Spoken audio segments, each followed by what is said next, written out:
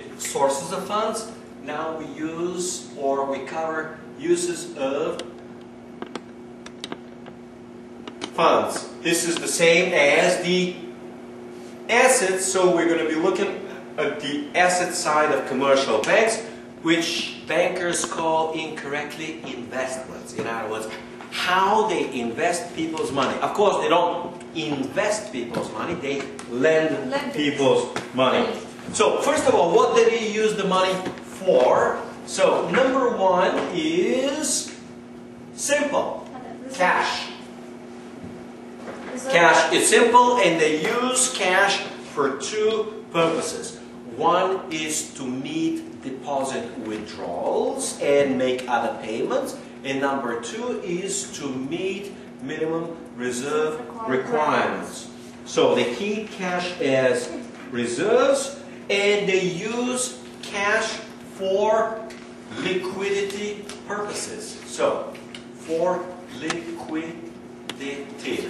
Remember, cash is by definition the most liquid of all assets, and cash is maintained by everyone to manage liquidity. This means it's available for payment immediately.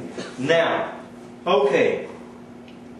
Now, banks are usually not overly concerned with excess reserves. So, excess reserves are reserves which banks maintain, yes, above or more than the minimum requirement. We call these excess reserves.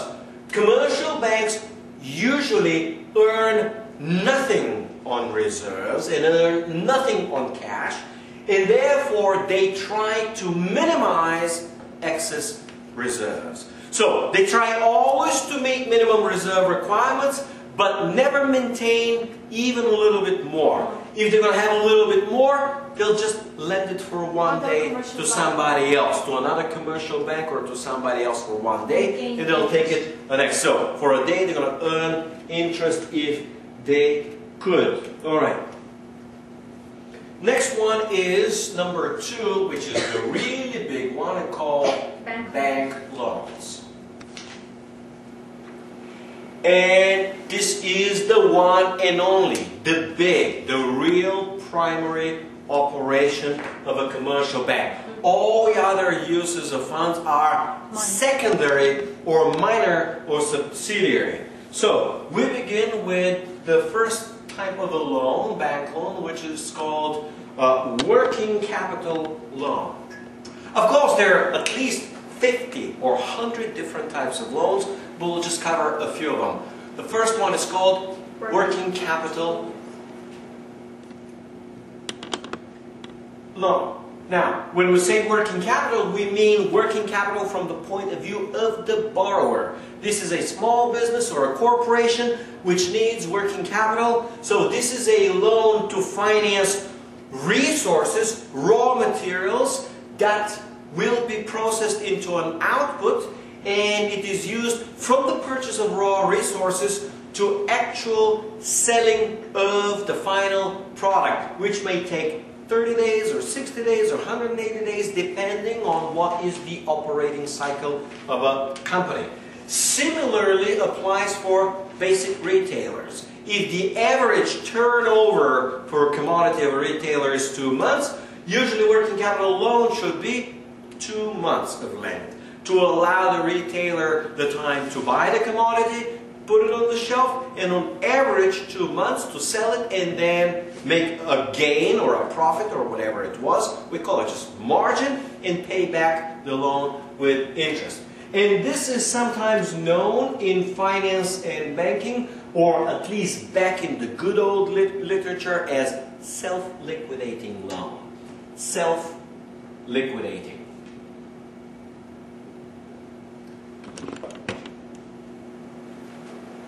Self-liquidating loan, the idea was that the retailer buys the good, sells it 3 weeks later, and then liquidates with the proceeds of the loan, liquidates, of the sale, liquidates the loan itself. and then he goes through another borrowing. But of course, if he goes short term, short term, short term, short term, this simply means that he will need to raise instead a long-term loan. In other words, this is good when you have seasonality. Only when you have a seasonality, only then you use working capital. If you just want to increase your overall working capital and there will be no seasonality, you should ideally use long-term debt to finance increases in working capital if the increases in working capital are permanent as opposed to seasonal. Alright, so these are usually short-term and sometimes frequent or sometimes seasonal. Now the next type of a loan is called a term loan. It is usually made to purchase machines and equipment, long-term, typically fixed assets, but usually long-term assets. That's number one. You have a specific amount of money, and it is also for a specific term. Let's see.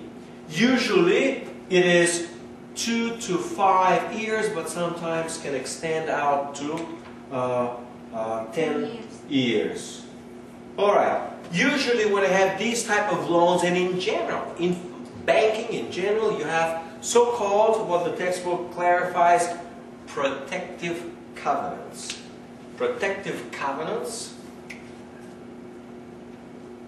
they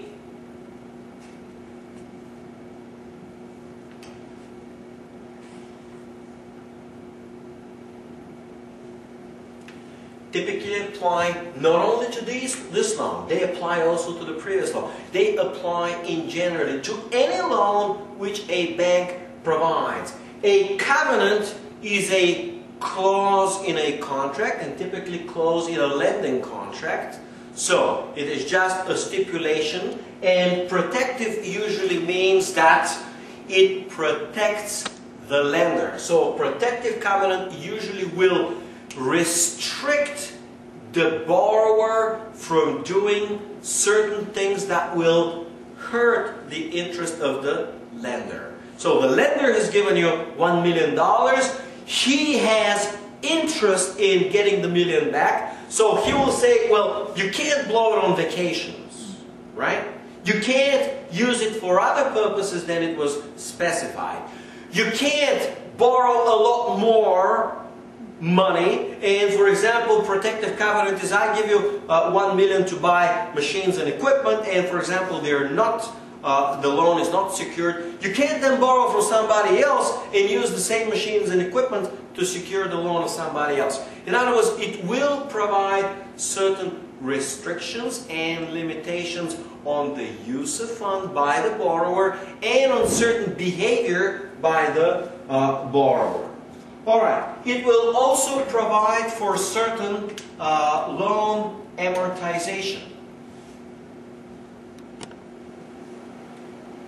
Loan amortization simply means paying down part of the principal in a loan. Alright? So it will provide for, sometimes it will provide for even amortization, which means that the payments will be typical installments. Sometimes it will provide for what is known as a balloon payment. Balloon payment.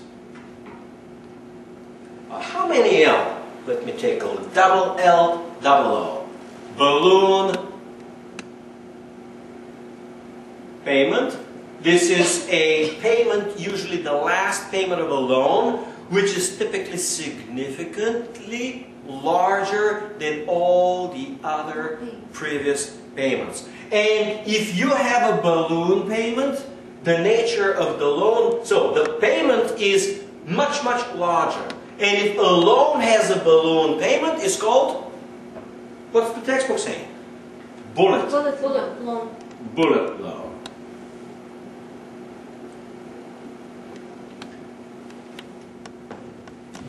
Alright, so bullet loan. Now, another type of a loan, so these are some of the things. So sometimes these term loans will be sometimes installment with equal payment. Sometimes they'll be bullet loans. Very rarely they will be what we defined originally as a simple loan. You borrow today, you pay 5 years from today. Usually won't happen. They would want throughout the period to pay maybe 50% of the loan down, and then on the last balloon payment to pay the other 50. The idea is that either the borrower will have accumulated the funds to pay down, or the borrower will refinance. What does it mean to refinance in finance? Yeah. Giving the loan again? Yeah, giving the loan again means to borrow a loan and use the proceeds from the new loan to pay back or pay down another old loan. In other words, borrow a new loan to pay an old loan. Alright? In other words, to pay down an old loan with a new loan. It's the same. This we call refinancing. So the idea of a balloon payment is that, and a bullet loan is that, in case the borrower cannot fully pay down because he hasn't accumulated the cash for whatever reason, he will refinance and use a new loan to pay back the old loan. Now, the next type of a loan is called direct lease loan. You know, people will be watching on the camera. Who are those smart girls that know so much, right? Direct lease loan is a loan made by a commercial bank to itself. Let's explain this. In other words, the customer wants to buy a truck. Alright? The customer wants to buy a truck. And the customer buys the truck, but the bank makes a lease or leases the truck to the customer.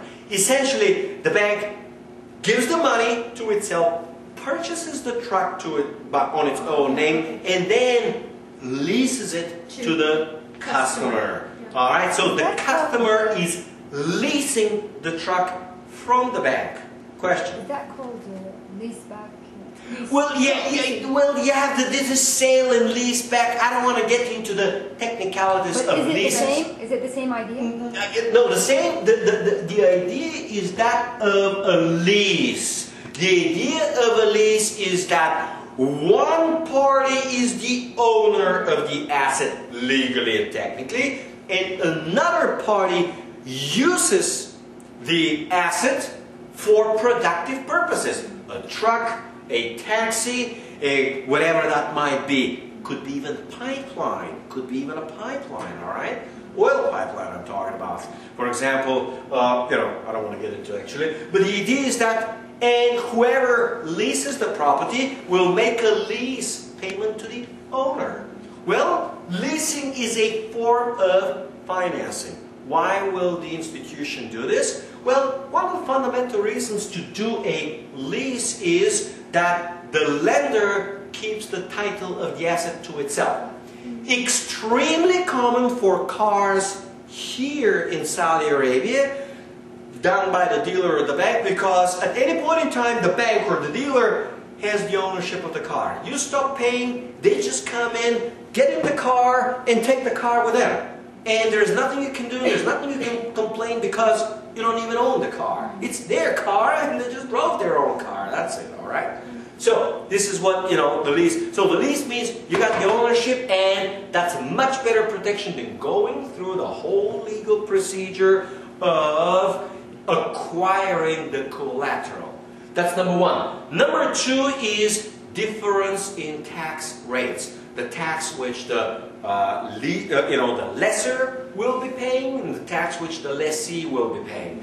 Usually, if the tax will be, the bank will be paying a high tax rate, and the borrower, meaning the one who will use the truck, will be paying a low interest rate, the lease represents or provides a tax shield.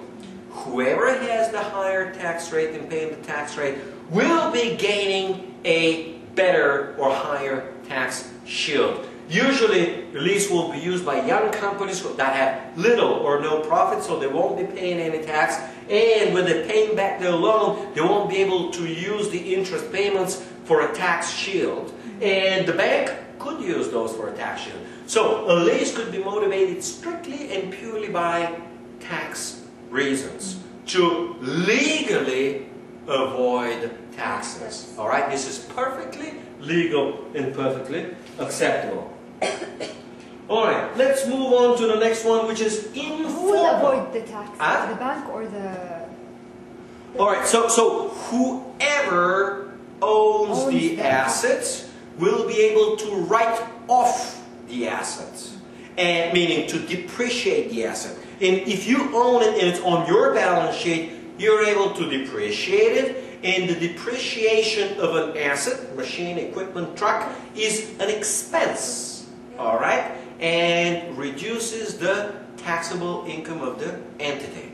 So if the bank has profits, it sure has interest to, put it on its balance sheet. Of course, it blows the balance sheet, but that's a whole different story altogether. Number 4, which I have, is an informal line of credit. So 4, informal line of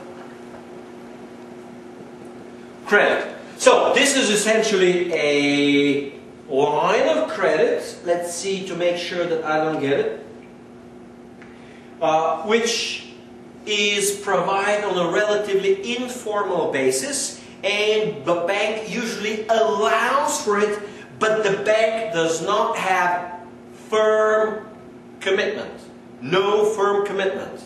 So it says, yeah, you can always borrow up to $1,000 if you're just a retail customer, but you don't have the right to borrow if you really want to borrow or if you really need to borrow.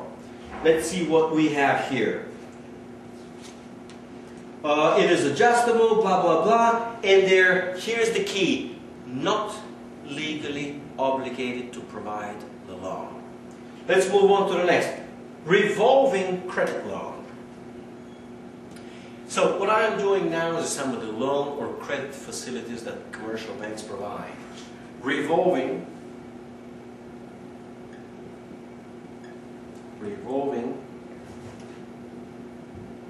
credit.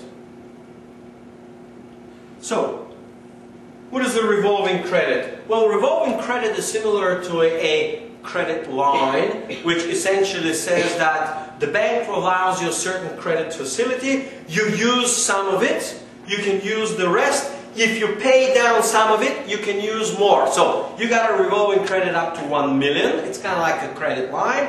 As you use some of it, you have less available. As you pay down more of it, you got more available. So this will be a loan based on the credit line, and you have 2 types here. One is called, let's make sure that I got this right, used funds.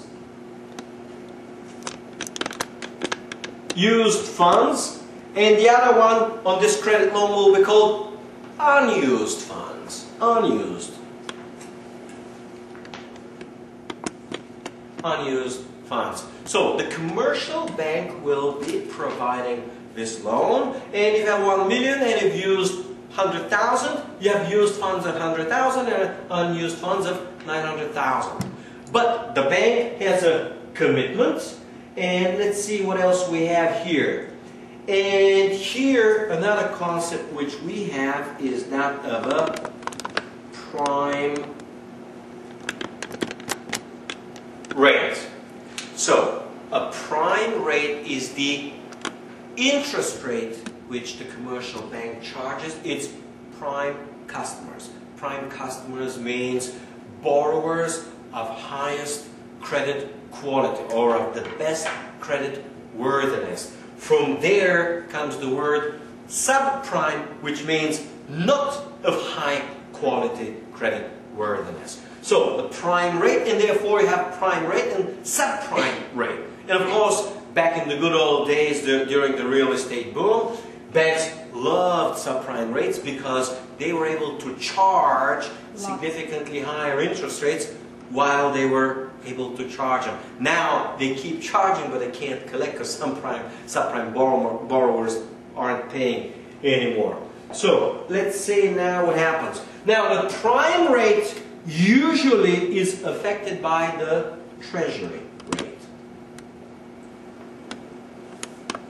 So the Treasury rate is the interest rate which a Treasury pays. And usually these are, the revolving credit loan is usually and typically adjustable.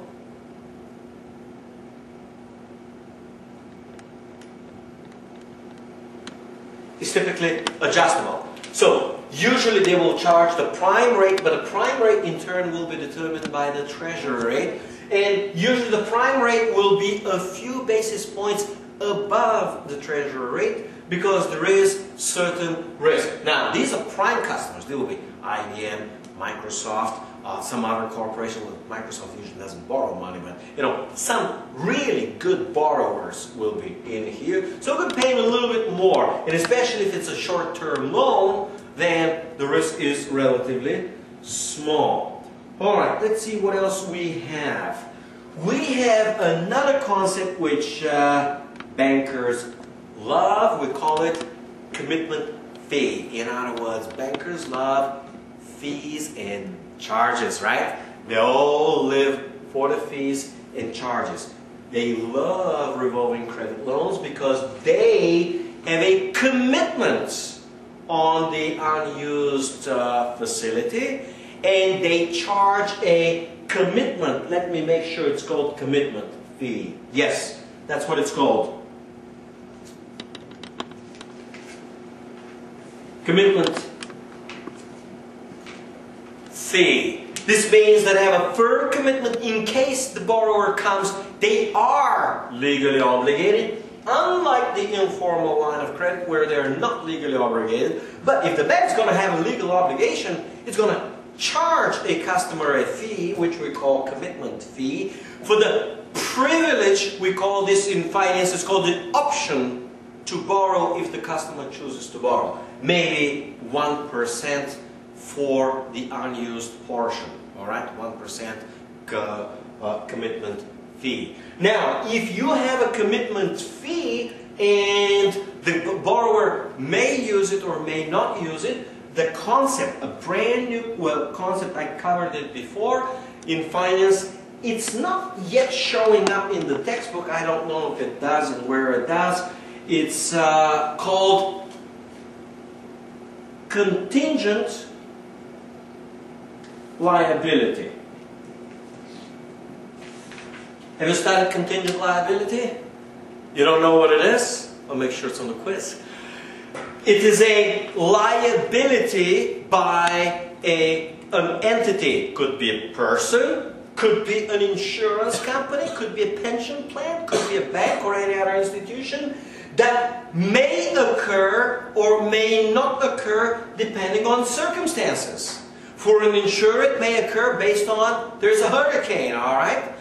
So contingent means it may happen, it may not happen. Means depends on a particular event.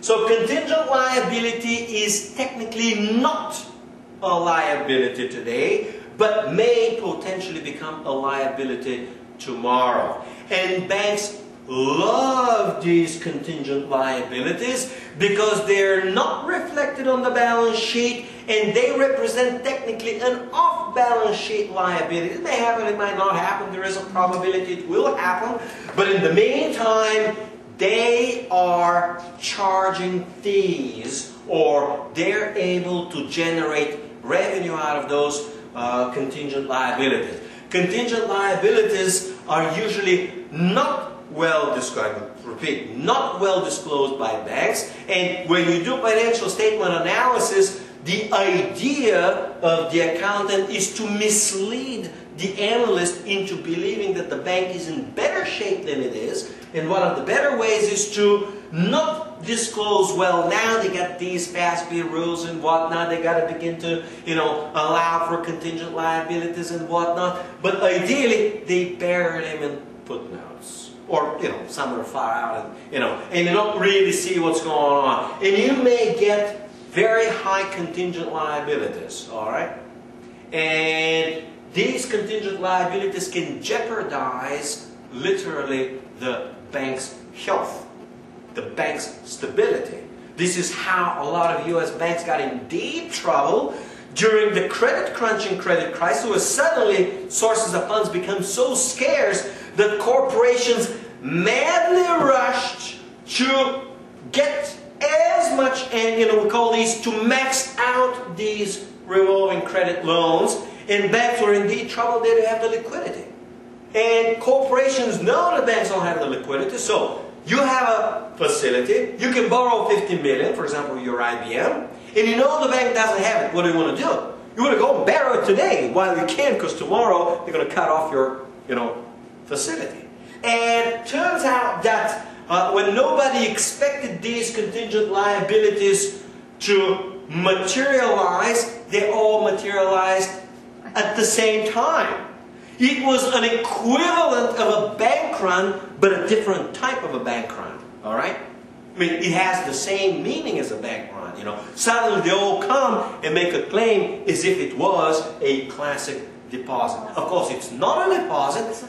It's a loan, but it has the same nature. The commitment itself is practically equivalent to that of having deposit amount, even though you haven't. All right? It has the same technical nature of a claim. All right, let's move on. Moving on, number 5 or 6 or whatever that is, they have loan participations. Loan. So loan participation, usually you have more than one bank. In other words, a loan is too big for a particular bank. So banks, a few banks will slice it amongst themselves. One of them will be called a lead bank. Lead bank, usually, but not always, a commercial bank, usually a big established player. Is it the same as syndication? Yes, it has the same concept as syndication. So sometimes they could be kind of like what's called a syndicated loans. Syndicated loans, so same as syndication. We're going to lead bank and all the others, and the lead bank will be servicing the loan and charging fees for the loan. And that's, what they like. They like charging fees.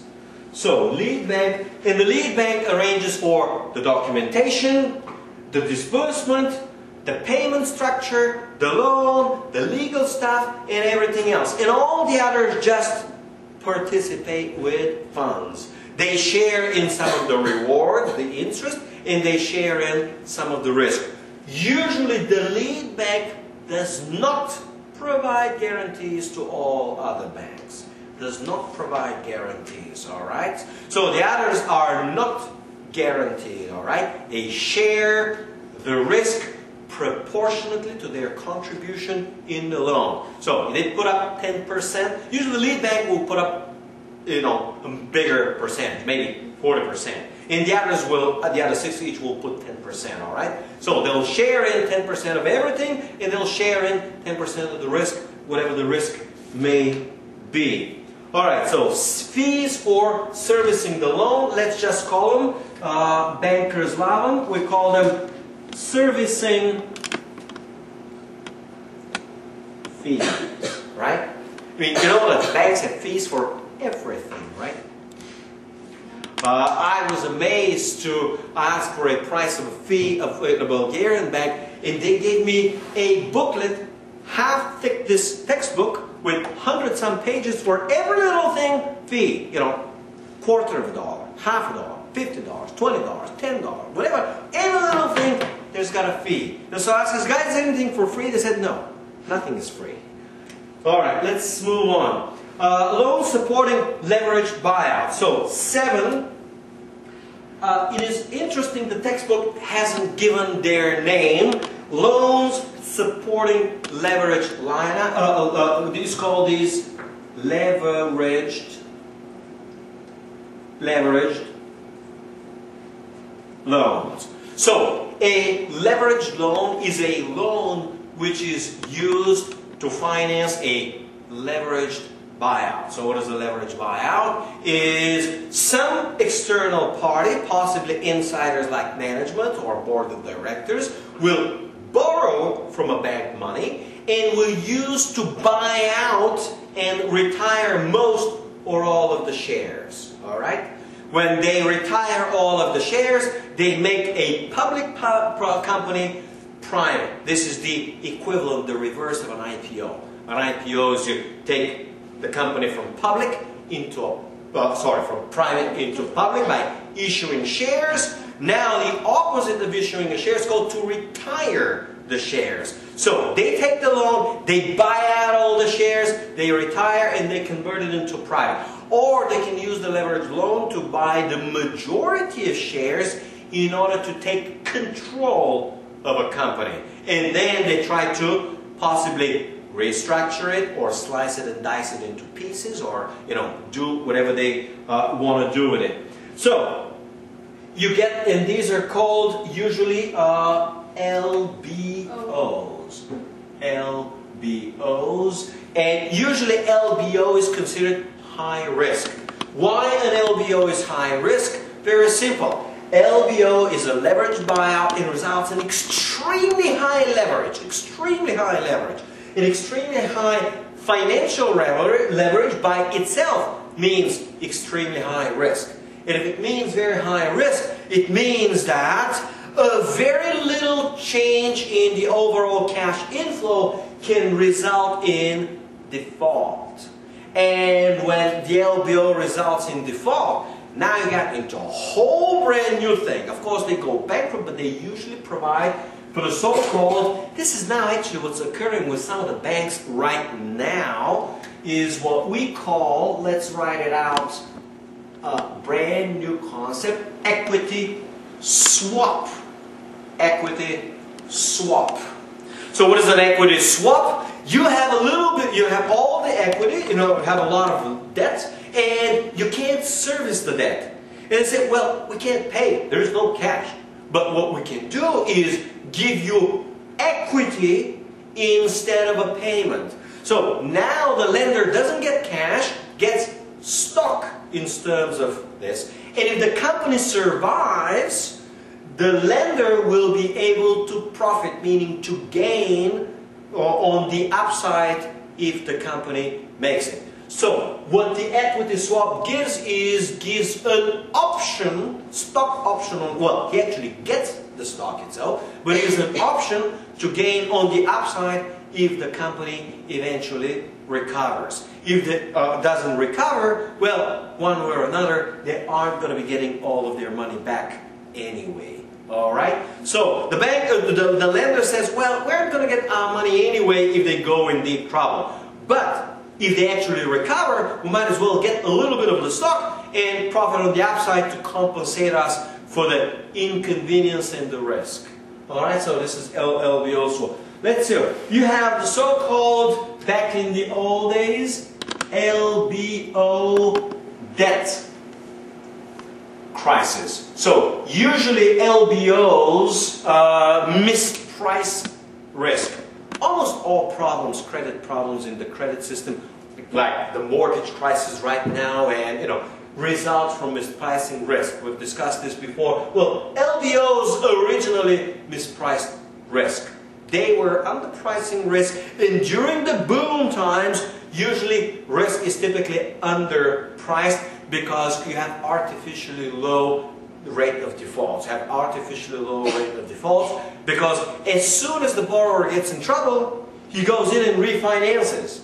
And the ability to refinance in a credit expansion usually artificially depresses the default rates. And it can be 3, 5, 8, 10, 15 years where you artificially observe low default rates, and you get a false sense of security that the overall default rate is low. Well, as soon as the bust comes and the credit crisis, it all blows up, and you thought it was going to be 5% with subprime, but now it turns out to be 25. And suddenly the whole thing blows up as people realize that it won't be 5 like they projected it would be, but it will be 25, all right? And then you get into a debt crisis. Now you got the mortgage crisis, the credit crisis, back when banks were loaded up with LBO debt, you got yourself into an LBO debt crisis. Now, before that you had, banks were flush. Let's say 1970s was the big oil boom, right? Oil was going from $1.20 to $2 to $3 to $5 to $10 to $20 to $40 to $45. This means that oil exporting countries like Saudi Arabia and others, OPEC countries, were flush with cash. They were making hundreds of billions of dollars of surpluses. And what do they do with these surpluses? Invest in their Well, invest where? Invest where? in the city. Oh, no. Yeah, in the city of London. In the city of London. So what they did is they channeled most of the money, more than half the money, like they do today during the last oil boom of last year. They put half of the, some of the money is spent here locally, put in roads, blah, blah, blah. But half of the other money is put in London banks, in New York banks, all right? So you got to understand, rising price of oil during the 70s was a result of massive credit expansion of commercial banks, American commercial banks, which was driven by massive expansion of reserves by the Federal Reserve itself. So the Federal Reserve increased the reserves of commercial banks. Commercial banks in return were expanding credit on top of these reserves. Most of these were going as current account and trade deficits to OPEC countries. And OPEC countries will get these reserves, and what do they do with them? They return it back. Recycle. Yes, they return it back, which in finance has been now established as the term to recycle them back. So OPEC will recycle the loans back to America and whatnot. But guess what? America going through, and of course Britain, Europe going through this wild and crazy credit expansion, they don't need any more of these funds. OPEC certainly doesn't need, it's got a big surplus on those funds anyway. So, who are they going to lend to? Mexico, Argentina, Brazil, to developing countries. So, guess what? You got these huge surpluses. They lend them to Mexico, Brazil, Argentina, and other ones to Latin America and other developing countries. And a few years later, you get yourself a a developing country crisis, Latin American crisis. So usually the lesson here to understand is totally different. As soon as you get any type of a credit boom, whether it's in mortgages, whether it's in, we call it emerging economies debt, whether it's in LBOs, whatever the credit boom is, it always turns into a bust. And they call it a crisis, all right? Call it a debt crisis. Now they call it credit crunch early on. Now they call it credit crisis. At the very beginning they were calling it mortgage crisis. Alright? Usually, of course, the name will change as the perceptions change as to, well, first it was mortgage crisis. Now it's the whole banking system. Overall credit is tight. Alright? What does it mean tight credit? Means banks are not expanding credit, but instead they attempt to contract credit. And in the process of contracting credit, they're tightening lending standards. So it gets harder and harder and harder to borrow, but it gets even harder to refinance old loans. Alright? So, let's see. How much time do we have? Is it time to go? Or not yet? It's just getting interesting, huh? Or want to continue next time? It means what? Explain what it means. Continue next. Continue next time? Yeah. Alright, we're done for today. And we'll continue next time.